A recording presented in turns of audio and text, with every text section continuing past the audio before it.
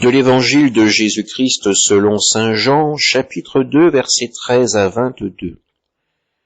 Comme la Pâque juive était proche, Jésus monta à Jérusalem. Dans le temple, il trouva installés les marchands de bœufs, de brebis et de colombes, et les changeurs. Il fit un fouet avec des cordes, et les chassa tous du temple, ainsi que les brebis et les bœufs. Il jeta par terre la monnaie des changeurs, renversa leur comptoir et dit aux marchands de colombes, « Enlevez cela d'ici, cessez de faire de la maison de mon Père une maison de commerce. » Ses disciples se rappelèrent qu'il est écrit, « L'amour de ta maison fera mon tourment. » Des Juifs l'interpellèrent, « Quel signe peux-tu nous donner pour agir ainsi ?» Jésus leur répondit, « Détruisez ce sanctuaire et en 3 jours je le relèverai. » Les Juifs lui répliquèrent, « Il a fallu 46 ans pour bâtir ce sanctuaire, et toi, en 3 jours tu le relèverais ?» Mais lui parlait du sanctuaire de son corps. Aussi, quand il se réveilla d'entre les morts, ses disciples se rappelèrent qu'il avait dit cela. Ils crurent à l'Écriture et à la parole que Jésus avait dite.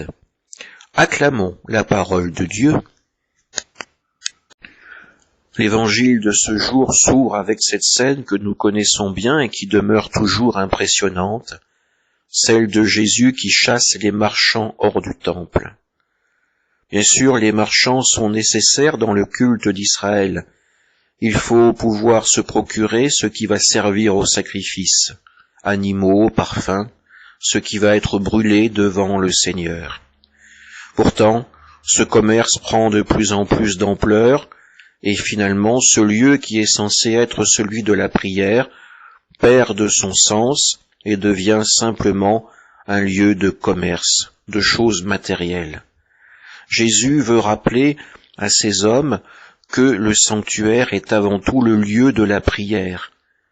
Dieu lui-même l'avait dit à son peuple, « Ce qui me plaît, c'est avant tout un sacrifice du cœur, un sacrifice de l'âme, un sacrifice qui soit fait en vérité, avec sincérité. » Jésus veut leur montrer que le sanctuaire a une utilité, que le sanctuaire est avant tout un lieu de prière, le lieu de la rencontre par excellence. Bien sûr, devant ce comportement, Jésus va s'attirer la colère d'autres personnes. Des Juifs l'interpellent, « Quel signe peux-tu nous donner pour agir ainsi ?»